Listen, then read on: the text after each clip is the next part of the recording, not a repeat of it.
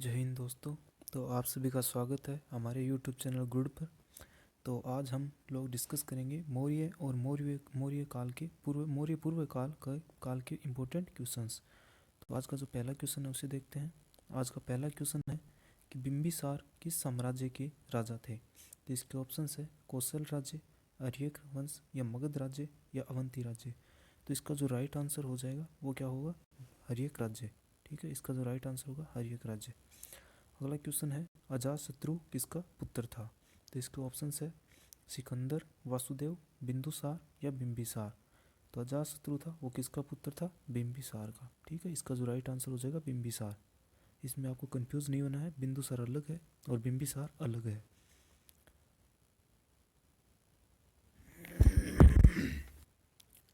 अगला क्वेश्चन देखते हैं। अगले क्वेश्चन में पूछा है कि सबसे महत्वपूर्ण जनपद कौन सा था। तो इसके ऑप्शन है मगध, गंधार, अवंती या कौशल। तो इसका जो राइट आंसर हो जाएगा वो हो जाएगा मगध, यानी मगध जो राज्य था वो सबसे महत्वपूर्ण जनपद था। अगला क्वेश्चन है सिकंदर ने हाइडेस्पिस के युद्ध में किसे हराया था। तो इसके ऑप्शन है अम्बी, पोरस, चंद्रगुप्त मौर्य या घनानंद। तो इसका जो राइट आंसर हो जाएगा वो क्या हो जाएगा, पोरस। यानी पोरस को कहाँ पर हराया था, हाइडेस्पिस के युद्ध में पोरस को हराया था। और हाइडेस्पिस कहाँ पर लड़ा गया था, ये झेलम नदी के किनारे लड़ा गया था। ठीक है, अगला क्वेश्चन है सिकंदर और पोरस के बीच युद्ध किस नदी के किनारे हुआ था। तो मैंने आपको अभी बताया कि ये झेलम नदी के किनारे हुआ था। तो सिकंदर और पोरस के बीच कौन सा युद्ध हुआ था, हाइडेस्पिस का युद्ध। और कहाँ पर हुआ था, झेलम नदी के किनारे।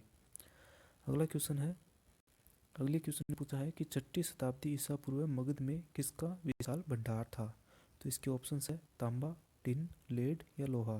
तो इसका जो राइट आंसर होगा वो हो जाएगा लोहा, यानी 6ठी शताब्दी ईसा पूर्व मगध में लोहे के भंडार थे। ठीक है, अगला क्वेश्चन देखते हैं।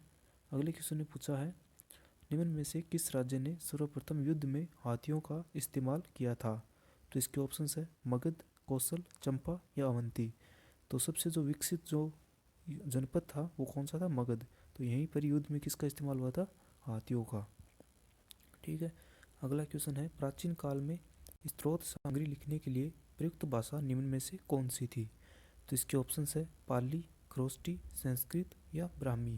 तो इसका जो राइट आंसर हो जाएगा वो क्या हो जाएगा, संस्कृत। यानी जो पहले जो भाषा जो लिखे जाते थे ग्रंथ, वो किस में लिखे जाते थे, संस्कृत भाषा के अंदर। अगला क्वेश्चन है हेरोडोटस को कहा जाता है। तो इसके ऑप्शन है भूगोल का जनक या इतिहास का जनक या राजनीति शास्त्र का जनक या दर्शन शास्त्र का जनक।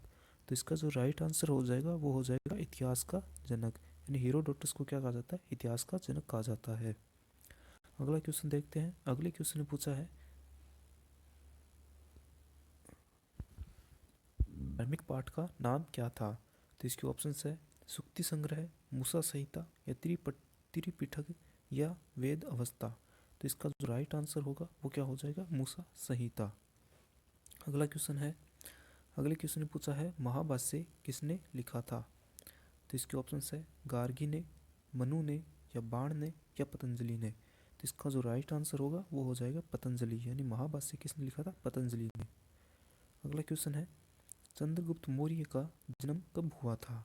तो इसके ऑप्शन है 320 ईसा पूर्व या 340 ईसा पूर्व या 360 ईसा पूर्व या 380 ईसा पूर्व। तो चंद्रगुप्त मौर्य था उसका जन्म कब हुआ था, 340 ईसा पूर्व के अंदर। अगला क्वेश्चन है चंद्रगुप्त मौर्य किस धर्म के अनुयायी थे। तो इसके ऑप्शन है बौद्ध धर्म के या जैन धर्म के या ईसाई धर्म के या हिंदू धर्म के। तो जो इसका जो क्वेश्चन है, क्वेश्चन में क्या पूछा, चंद्रगुप्त मौर्य किस धर्म के अनुयायी थे। तो इसका जो राइट आंसर हो जाएगा वो हो जाएगा जैन धर्म। ठीक है, अगला क्वेश्चन है महान अशोक किस वंश के शासक थे। तो इसके ऑप्शन है शाक्य वंश, मौर्य वंश या राजपूत वंश या मुगल वंश। तो इसका जो राइट आंसर होगा वो हो जाएगा मौर्य वंश, यानी महान अशोक किस वंश के थे, मौर्य वंश के। अगला क्वेश्चन देखते हैं। अगले क्वेश्चन ने पूछा है अर्थशास्त्र किसने लिखा था। तो इसके ऑप्शन है आर्यभट्ट, चाणक्य या देवशास्त्र या बाणभट्ट। तो इसका जो राइट आंसर हो जाएगा वो क्या हो जाएगा, अर्थशास्त्र किसने लिखा था, चाणक्य ने। ठीक है, अगला क्वेश्चन है, अगले क्वेश्चन ने पूछा है यूनानियों को भारत से बाहर किसने निकाला था। तो इसके ऑप्शन है चंद्रगुप्त मौर्य ने या विक्रमादित्य ने या अशोक ने या बिंदुसार ने? तो इसका जो राइट आंसर होगा वो हो जाएगा चंद्रगुप्त मौर्य। और चंद्रगुप्त मौर्य कौन था? ये था चाणक्य का शिष्य, चाणक्य इसके गुरु थे। ठीक है, अगला क्वेश्चन है चंद्रगुप्त मौर्य ने अपने अंतिम दिन कहाँ गुजारे थे? तो इसके ऑप्शंस है काशी, पाली या उज्जैन या श्रवण बेलगोला। तो इसका जो राइट आंसर होगा वो हो जाएगा श्रवण बेलगोला। अगला क्वेश्चन देखते हैं। अगले क्वेश्चन में पूछा है चंद्रगुप्त मौर्य का पुत्र कौन था? तो इसके ऑप्शंस है बिंबिसार, बिंदुसार या अशोक या चंद्रगुप्त द्वितीय। तो इसका जो राइट आंसर होगा वो क्या हो जाएगा? बिंदुसार। यानी इसका जो सही आंसर होगा वो हो जाएगा बिंदुसार। यानी चंद्रगुप्त मौर्य के पुत्र का नाम क्या था? बिंदुसार। अगला क्वेश्चन है बिंदुसार का पुत्र कौन था? तो इसके ऑप्शंस है अशोक, चंद्रगुप्त मौर्य या बिंबिसार या अजात शत्रु। तो इसका जो राइट आंसर होगा वो हो जाएगा अशोक। यानी बिंदुसार के पुत्र का नाम क्या था? अशोक। अगला क्वेश्चन है तक्षशिला का विद्रोह शांत करने के लिए बिंदुसार ने किसे भेजा था? तो इसके ऑप्शंस है चंद्रगुप्त, बिंबिसार या विक्रमादित्य या अशोक। तो इसका जो राइट आंसर होगा वो क्या हो जाएगा? अशोक। यानी बिंदुसार ने किसको भेजा था? अशोक को।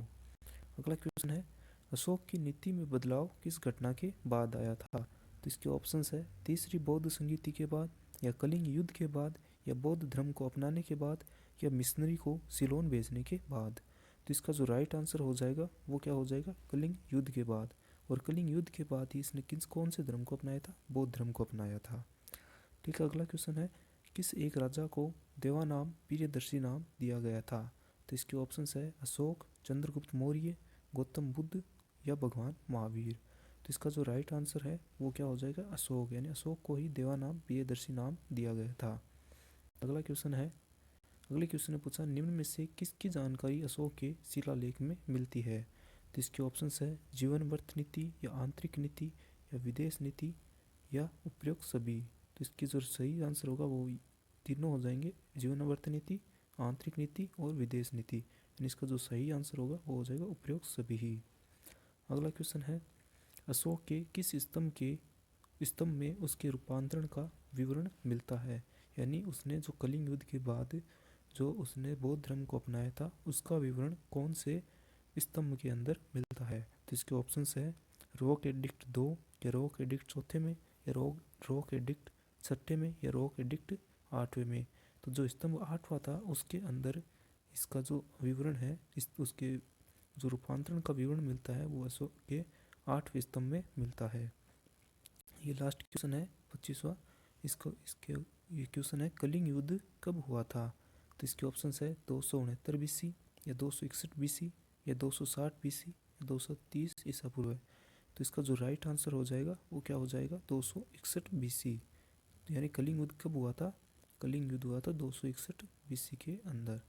तो इसके बाद ही अशोक ने कौन सा धर्म अपनाया था? बौद्ध धर्म अपनाया था। तो ये थे अपने 25 इंपॉर्टेंट क्वेश्चंस।